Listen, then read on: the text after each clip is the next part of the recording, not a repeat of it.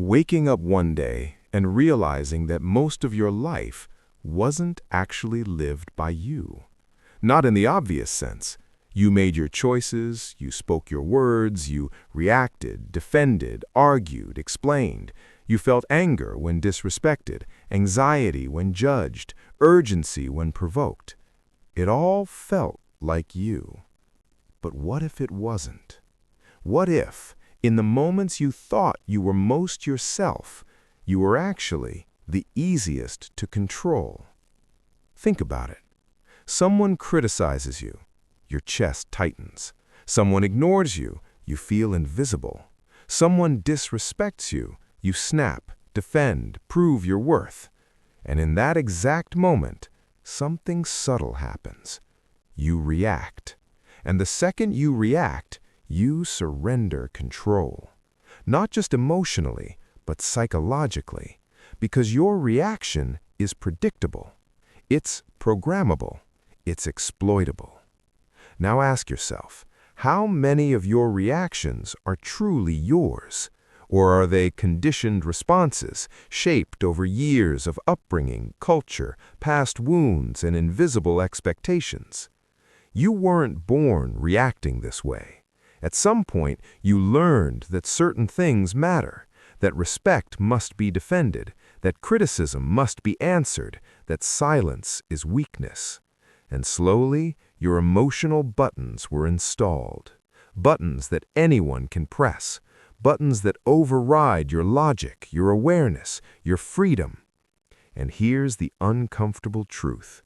The world doesn't need to control you directly. It only needs to trigger you.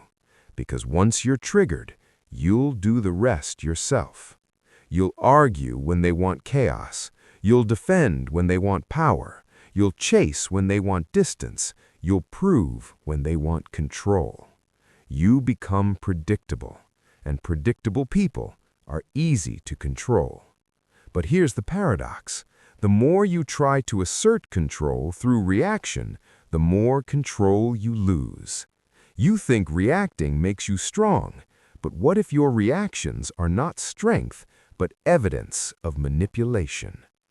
Pause for a second. The last time you got angry, was it really the situation or how it made you feel? And that feeling, was it chosen or automatic? Because if it was automatic, then who was really in control? You or the trigger? Now go deeper. Imagine someone who cannot be provoked. They see insult and don't react. They see disrespect and remain still. They see chaos and don't engage. At first, it feels unnatural.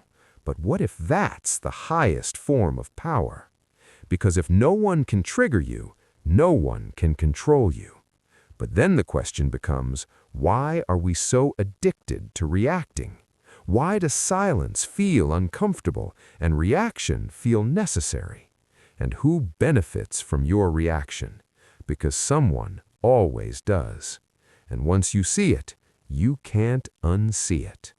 Because beneath every reaction, there is a script you didn't write, a system running in the background of your mind. You think you're reacting to reality, but you're reacting to interpretation. The event happens, and instantly your mind assigns meaning. That meaning triggers emotion. That emotion triggers reaction. And by the time you notice, it's already happening. This is not freedom. This is programming. You say, they made me angry, but the truth is, they triggered something that was already there, something conditioned, something unresolved. Which means the real question is not, why did they do it, but why does it control you? Because two people can face the same situation and react completely differently. Which means the power isn't in the situation, it's in you, your internal structure, your wiring. And if your behavior depends on external triggers, then whoever controls the triggers controls you. Now look at your life. You wake up and check your phone. A message changes your mood. A notification shifts your focus. Before your day even begins, your state is already decided, not by you, but by whatever reached you first. In conversations, you're not listening, you're preparing to respond. In arguments, you're not seeking truth, you're defending identity. Every reaction reinforces a pattern. Your brain learns this is how we respond. So next time, you react faster, stronger, more automatically, until there is no gap, just impulse. And without that gap, there is no choice. And without choice, there is no freedom. But here's where everything changes. Freedom doesn't come from controlling reactions.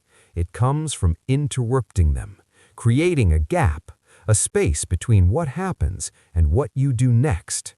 Because inside that space, you are no longer predictable. And when you are not predictable, you are not controllable.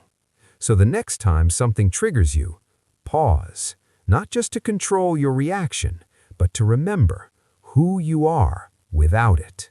Because in that pause, you don't just regain control, you become free.